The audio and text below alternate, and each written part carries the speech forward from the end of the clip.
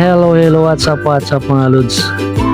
For today's vlog nga pala, papunta nga pala tayo LTO Mikawayan mga lods. Magpaparehistro nga pala tayo ng tricycle. At pag-utusan nga lang pala tayo na i-rehistro daw yung motor niya.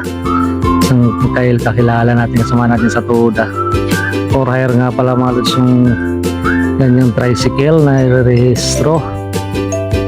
At syempre mga lods, mga baguhan naman dyan, pakipalo na lang and subscribe. Huwag nyo kalimutan mag-share and comments mga lodi. Siyempre panoorin nyo hanggang dulo. Kaya tara mga lods, let's go! Punta natin na LTO Mikawayan. For hire nga pala dala natin tricycle ngayon mga lods.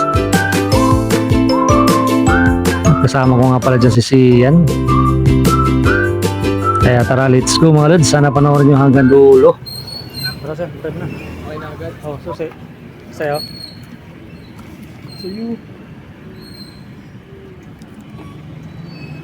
Hindi na tayo? Oo, kasi LTO pa tayo. Wala pang ano yan. Nakakagawis na. Yeah. Saan tayo? At yun na nga mga lods, ang unang natin ginawa ay pumunta nga pala muna tayo dito sa may kuhanan ng insurance mga lods. At pagkatapos nga namin kumuha ng insurance, diretso na kami dun sa emission test para doon makikita yung motor natin kung kompleto mga lods. Wala bang usok, wala bang hindi pa sira yung mga busina, preno, yung mga stoplight, mga handbrake lights, mga ganun mga lods. Yung cellphone At yung kanyang mga ilaw, kung kompleto lahat. Kailangan talaga natin idaan sa emission test mga lods. Pinapapunta na nga kami doon ni Sian sa may emission test, doon sa may likod, sa likod ng LTO nga pala. Sa may Mikawayan nga pala tayo pumunta ng LTO mga lods. At yun na nga, pumunta nga muna tayo rito sa may sa may checking area. Check pa pala na nila Busing yung papel natin dito kung ano pang makulang mga lods. At sabi nga pala nila kailangan din pala ng resibo ng prangkisa mga lods. Hindi ko pala nadala yung resibo ng prangkisa. At yun nga, pagkatapos nga natin dyan bali pupunta naman tayo dun sa may mga lods, sa may bayaran ng emission test dun sa may kabila naman. Yun nga, papunta na nga tayo dun mga lods. At isiyan nga muna yung pinag-video natin dyan. Yun na nga mga lods, okay na ngayon, nakapagbayad na nga tayo ng sa emission test at i-testing na nga yung tricycle na dala natin, dadali na nga natin sa loob. Yun na nga mga lods, nakasalang na nga yung tricycle na dala natin. Barako nga pala yung motor na yan, saka super stainless din yung sidecar. Yan ang sinalang na nung mga nag-emission. Sana nga walang makitang kulang. Kasi pag may kulang to mga lods ay papabalikin talaga tayo. Kung kulang na busina, kulang ng signal lights o ilaw, mga ganun mga lods. Saka kulang usok, kailangan talaga yan pag dito kasi LTO pupunta. Kailangan talaga i-check lang yan lahat mga lodi. Ito na nga, habang nag-check ng nila Busing yung motor natin ay tamang hintay nga lang muna tayo rito sa gidli. Ito na, pinatakbo-takbo na nila mga lods at nilagay pa nga nila dun sa may yung pagugulungan mo yung parang umiikot-ikot para pati gulong umiikot din sa tinetesting nila kung di ba nagwiwigil yung mga gulong ng mga sasakyan natin. Ayan, chinecheck na nga ni Busing lahat, mga signal light, busina, mga side mirror. Kailangan talaga kompleto mga lods, walang kulang. Kasi pag na may kulang na isa sa inyo mga lods ay papabalikin ka kinabukasan. Kailangan papagawa nyo muna. Kaya tara, let's go!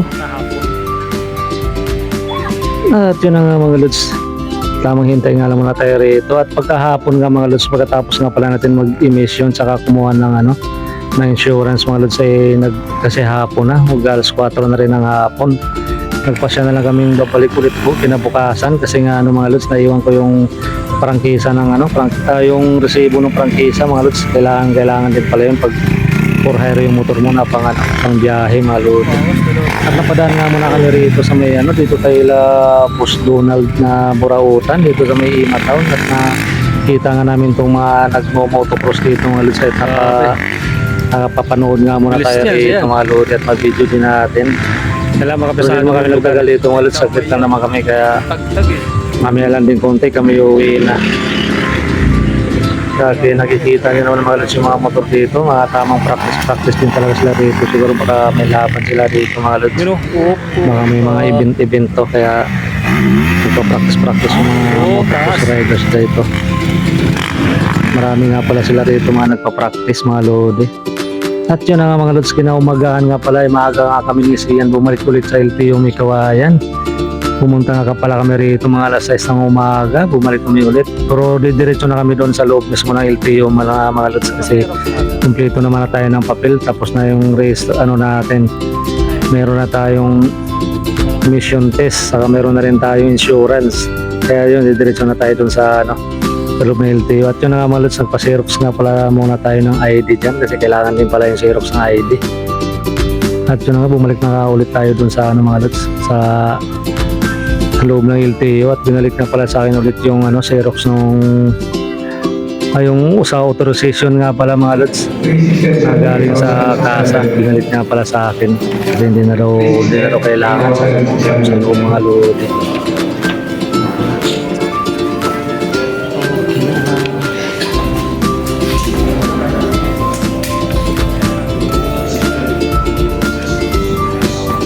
Thank you, sir. Wala yung registro. At yun na nga mga lods, pagkalipas nga pala ng isang oras mo siguro, mga isang oras nga mga lodi. At nakuha ko na nga yung registro ng tricycle mga lods at tayo pabalik na nga ulit sa tayo makauwi na nga mga lods. Naglalakad na nga lang tayo palabas papuntang parking ng LTO. Gusto may parkingan ng LTO mga lods kasi doon nakaparada yung motor natin. At si Sian nga pala doon naghihintay. Ito na nga mga lods, ay natras na nga ni Sian yung motor. Si Raider nga pala dala natin yung motor ngayon. At si Sian nga muna pinag-drive natin. Kasi gusto daw niya mag-drive, total malapit lang din naman. Kaya marunong naman din mag-drive si Sian, kaya muna natin. At yun na nga mga lods, ay kami pauwi na. At dito na kami dumaan sa may papuntang Santo Niño din. Pabalik na ulit na papuntang mga lods, Pantok. Yan at ako nga muna nakasakay sa likod at si Sian nga muna nag-drive mga lodi at kami pauwi na.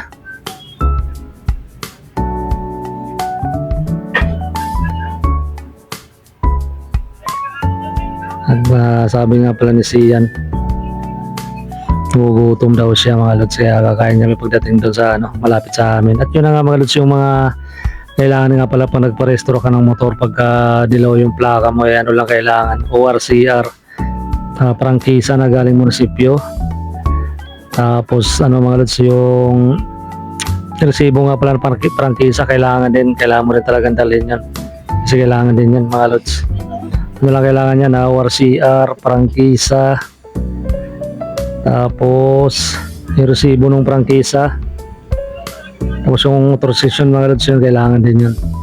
Kailangan bago kayo pumunta dyan sa loob ng LTO, kailangan kompleto na yung mga requirements. At kung nauna nyo palang kuhanin dyan yung insurance muna. Tapos pagkatapos yung kumuha ng insurance ay magpunta na kayo sa emission test. Tapos pagkatapos ng emission test yun, diretso na kayo sa loob ng LTO. Tapos pipila-pila ka na doon. Yun na nga mga lods, ay dumating na kami dito sa may malapit sa amin at